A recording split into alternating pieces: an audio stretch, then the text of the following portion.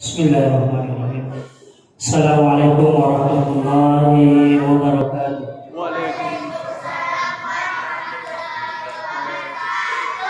Alhamdulillah, alhamdulillahi wa kafa, wassalatu wassalamu ala nabiyil mustafa wa ala alihi wa ashabihi wa man wafa. Allahumma 'allimna ma yanfa'una wanfa'na bima 'allamtana wa zidna 'ilma. Jamaah tarawih yang insyaallah dimuliakan oleh Allah Subhanahu wa taala. Bersyukur kita dengan senantiasa mengucapkan alhamdulillahi rabbil alamin. Kembali lagi kita dikumpulkan oleh Allah Subhanahu wa taala di tempat yang dicintai, di tempat yang mulia, di malam yang mulia, di hari yang mulia, dan di bulan yang mulia. Saat ini Bapak Ibu terkumpul banyak sekali kemuliaan. Oleh karena itu saya mengajak kepada para jamaah untuk senantiasa memaksimalkan doa, bersimpuh di hadapan Allah Subhanahu wa taala, memohon agar supaya wabah ataupun musibah yang sedang melanda negeri kita dan tercinta ini, bahkan secara umum seluruh dunia, secara khusus di daerah kita ini, segera diangkat oleh Allah Subhanahu wa taala. Amin ya rabbal alamin. Bapak Ibu yang dimuliakan oleh Allah Subhanahu wa taala,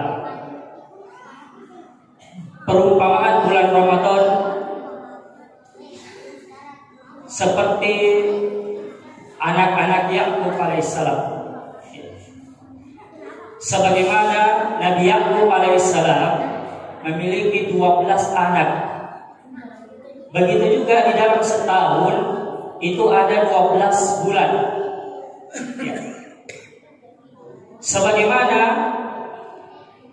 Nabi Yusuf adalah anak yang paling mulia di antara anak-anak Nabi Yakub alaihissalam, begitu juga bulan Ramadan adalah bulan yang paling mulia di antara bulan-bulan yang lainnya. Sebagaimana Allah Subhanahu wa taala mengampuni anak-anak Yakub alaihissalam disebabkan karena doanya Nabi Yusuf alaihissalam. Sebagaimana diabadikan di dalam surah Yusuf, la tathriba 'alaikum al-yawm yaghfirullahu lakum wa huwa arhamur rahimin. Begitu juga Allah Subhanahu wa taala akan mengampuni seluruh dosa-dosa kita dengan hadirnya bulan Ramadan ini. Maka bulan Ramadan ini dikenal dengan bulan pengampunan. Ya, Allah Subhanahu wa taala bentangkan 30 hari berikut dengan malam-malamnya penuh dengan rahmat, penuh dengan ampunan, penuh dengan ampunan dan rahmat, dan juga ya setiap malam disebutkan di dalam hadis walillahi utaqa'u minan nar, bahwa di setiap malam di bulan Ramadan ada orang-orang yang dicatat oleh Allah Subhanahu wa taala dibebaskan dari api neraka. Maka mudah-mudahan kita semua yang hadir di tempat ini adalah hamba-hamba Allah yang kelak dicatat oleh Allah Subhanahu wa taala sebagai orang-orang yang dibebaskan dari api neraka. Bapak Ibu yang dimuliakan oleh Allah Subhanahu wa taala. Namun sebelum kita masuk ke materi, saya ingin mengajak kepada para jamaah untuk sejenak merenungkan bersama. Kira-kira sudah berapa kali kita melewati Ramadan? Sudah berapa kali kita membersamai Ramadan selama hidup kita sampai malam hari ini? Apakah Ramadan yang kita lewati dari tahun ke tahun itu hanya sekedar rutinitas saja? Begitu masuk Ramadan, lalu kemudian berlalu begitu saja, tidak ada yang berbekas di dalam diri kita. Maka Saya mengajak kepada para jamaah untuk mencoba merenungkan sudah berapa kali kita melewati bulan Ramadan. Kalau malam hari ini ada ya yang usianya 40 tahun, ya, paling tidak ya orang itu sudah melewati, sudah membersamai Ramadan selama 25 tahun, 25 kali sudah melewati Ramadan. Kalau kita hitung dari usia balik misalnya, ya, salah satu tanda-tanda balik itu adalah sempurnanya usia 15 tahun seseorang.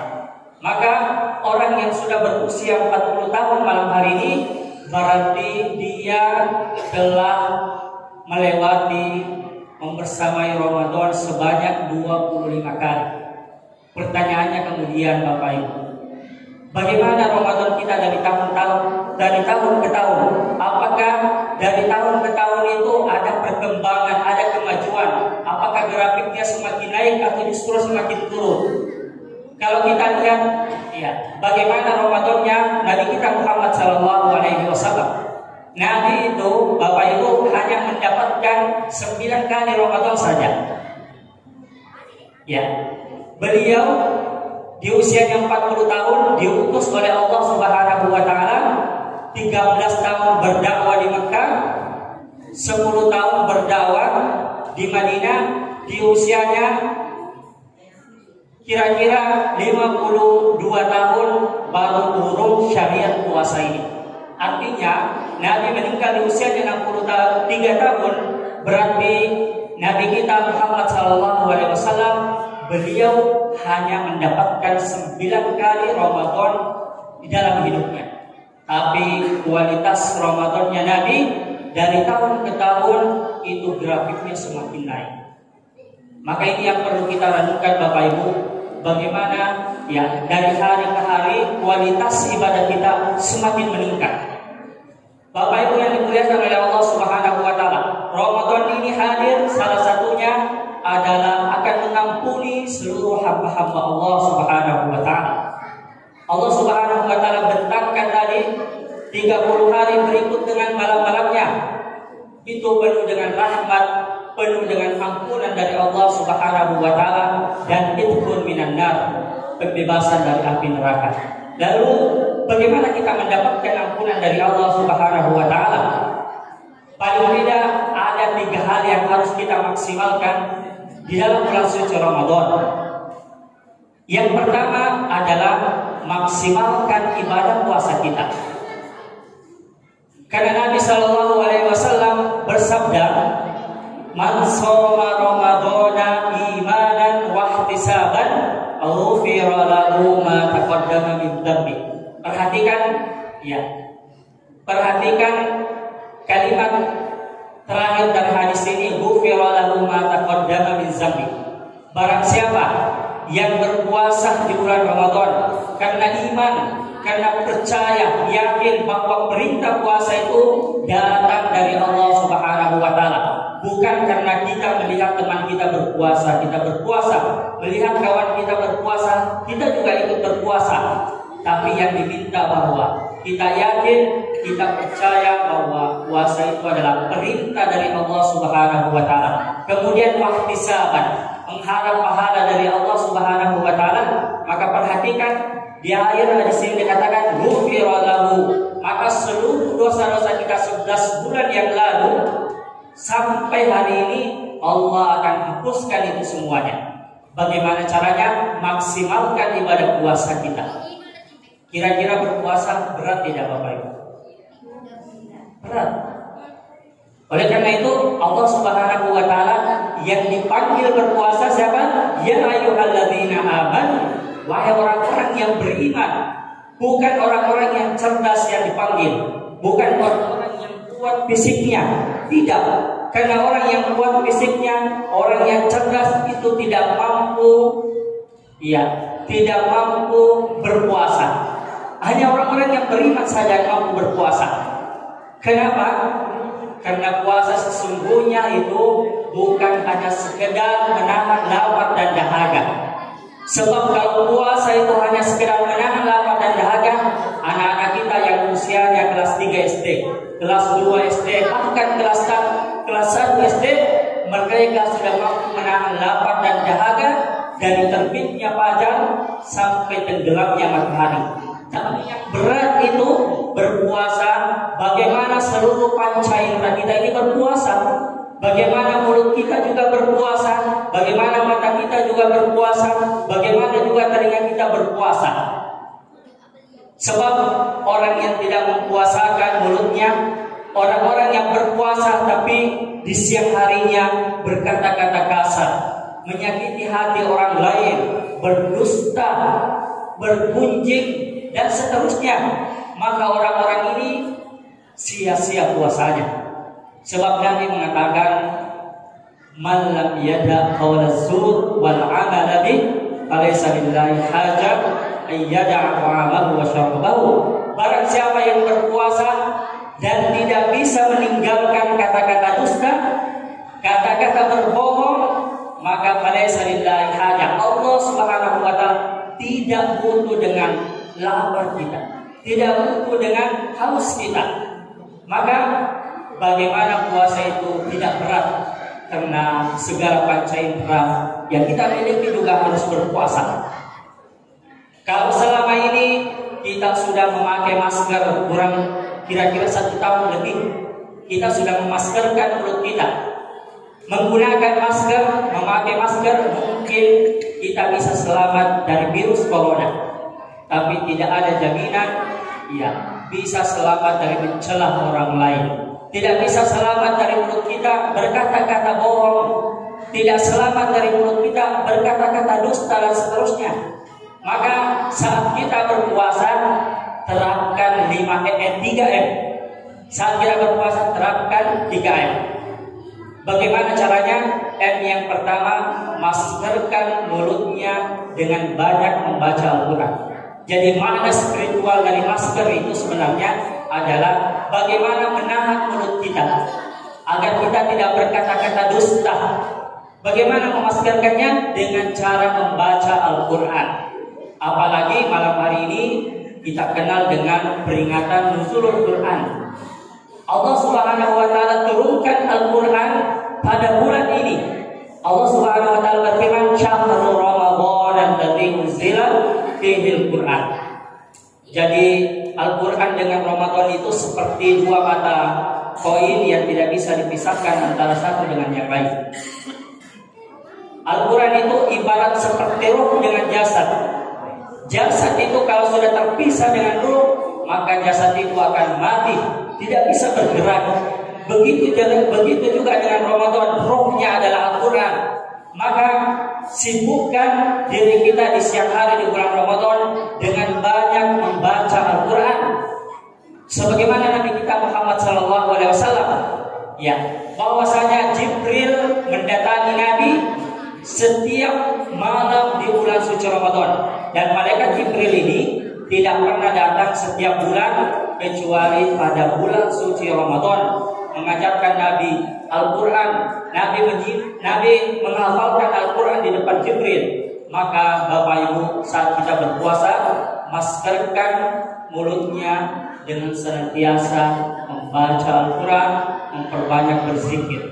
Kemudian yang kedua, mencuci tangan. Makna spiritualnya, bagaimana tangan ini tidak melukai hati orang lain, tidak dijadikan sebagai alat memukul orang lain, tapi bagaimana tangan ini kita jadikan sebagai alat untuk membantu orang lain supaya menjadi kebaikan bagi diri kita sendiri. Kemudian M yang ketiga adalah menghindari orang-orang yang biasa menceritakan keburukan orang lain, bergosip, menggunjing, karena ini bisa menghilangkan pahala puasa, bisa menghilangkan pahala puasa. Maka berusaha menghindari tempat-tempat orang-orang yang biasa menggunjing, biasa menceritakan aib orang lain, karena ghibah itu adalah dzikruka akhaka bima yakrah. Jadi ghibah itu adalah menceritakan keburukan, kejelekan orang lain yang ada pada dirinya. Itulah namanya ghibah.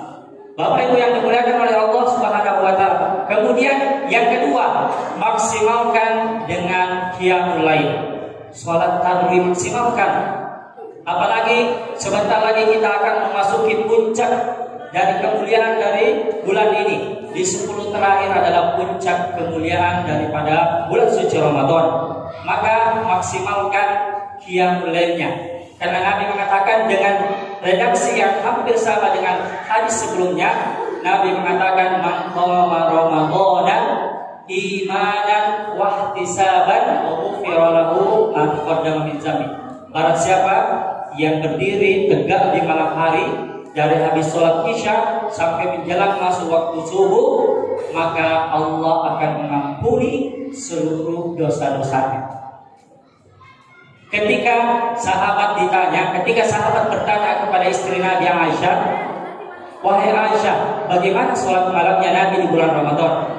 Maka istrinya menjawab, la tas'al an husnihinna wa tulihinna. Jangan tanyakan ya sholat malamnya Nabi, bahwa sholat malamnya Nabi itu bagus sekali dan sangat panjang. Ya, disebutkan dalam riwayat bahwa beliau pernah mengimami para sahabat di malam ke-27 di bulan Ramadan. Dari habis sholat Isya, beliau mengimami para sahabat. Disebutkan dalam riwayat tersebut, hampir-hampir saja para sahabat itu tidak makan sahur. Artinya beliau berdiri tegak di malam hari, masuk menjelang waktu subuh. Kita kira-kira mampu tidak sholat seperti itu? Saya kira kita tidak mampu sholat seperti sholatnya Nabi SAW.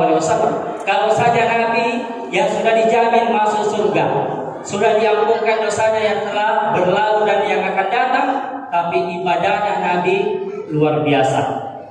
Namun mungkin kita tidak bisa melakukan seperti itu. Ya, tapi ada keutamaannya yang disampaikan oleh Rasulullah SAW.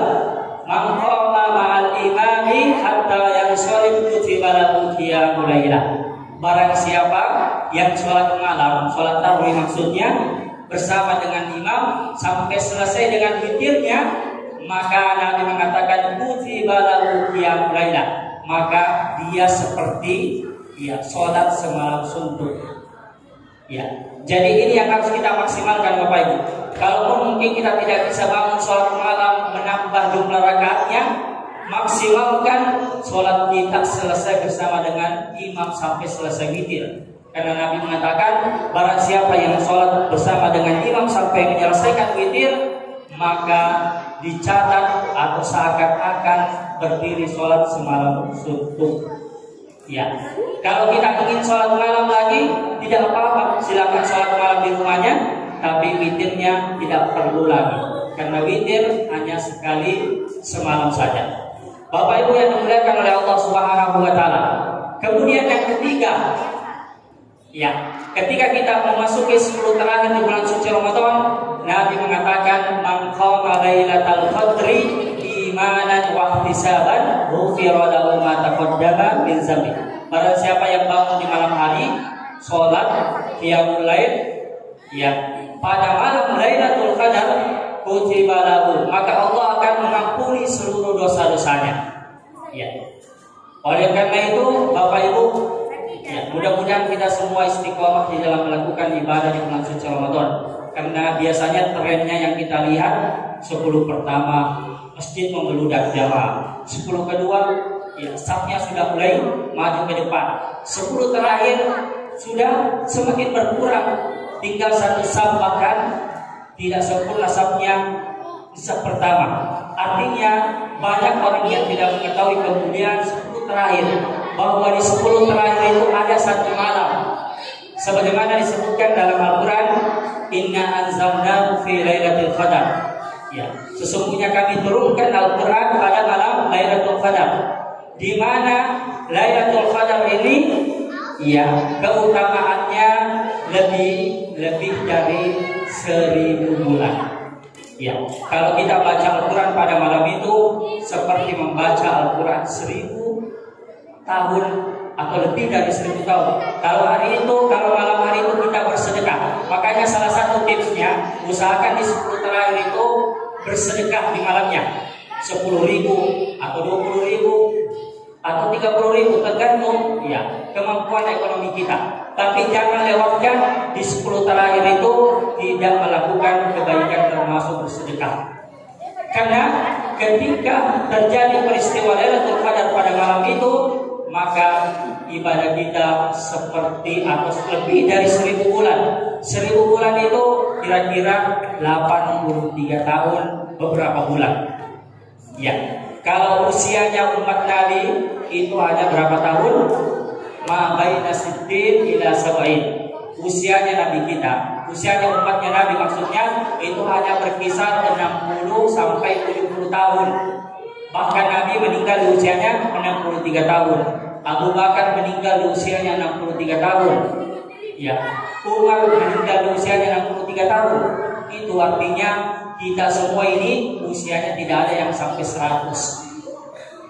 Kalau pernah ada mungkin 1, 2, 3. Padahal usianya umat-umat terdahulu itu ada yang 1000, ada yang di atas 1000. Bahkan Nabi Nuh itu berdakwah selama 950 tahun. Usia dakwahnya saya 950 tahun. Berarti usianya Nabi Nuh dengan umat-umatnya itu di atas 1000 tahun. Sementara usia kita berapa? 60 sampai 70 tahun. Tapi Allah memberikan keutamaan khusus kepada umatnya Nabi yang tidak diberikan oleh umat-umat sebelumnya, yaitu dihadirkan satu malam. Di dalam 1 tahun ini ada 330 hari atau ada 330 malam. Dari 330 malam itu ditarik 30 semuanya masuk di bulan Ramadan. Lalu kemudian dari 30 itu dipilih lagi 1 malam yang paling mulia yang disebut dengan malam Lailatul Qadar. Maka Nabi mengatakan iltamisuha, maka carilah malam Lailatul Qadar itu di 10 terakhir dan di malam-malam ganjil. Maka ketika kita mendapatkan kebaikan malam Lailatul Qadar, usia kita secara kuantitas dan kualitas itu bisa mengalahkan usia umat-umat terdahulu. Kalau kita misalnya mendapatkan 10 kali saja Lailatul Qadar kali ya 1000 kali 30 atau kali 20 berapa kira-kira? Hampir 1000. Maka kuantitas dan kualitas usia dan ibadah kita bisa mengalahkan orang-orang yang memiliki usia sampai ribuan tahun. Maka Nabi SAW di 10 terakhir itu beliau iktikaf. Jadi kalau Nabi dari malam pertama sampai malam ke-19 beliau masih tidur di malam hari. Tapi begitu masuk di 10 terakhir di bulan suci Ramadan, beliau tidak tidur lagi di malam harinya. Beliau tidak tidur membangunkan istrinya dan beliau tidak lagi menemui istri-istrinya. Artinya beliau tidak lagi berhubungan suami istri. Kenapa? Karena beliau memfokuskan diri untuk beribadah kepada Allah Subhanahu wa taala, mencari kemuliaan itu. Bapak Ibu, coba kita renungkan, kalau Nabi sudah dijamin surga, surganya paling tinggi, diampunkan dosanya, tapi beliau di 10 terakhir, beliau tidak tidur, beliau membangunkan keluarganya, beliau tidak lagi menemui istri-istrinya.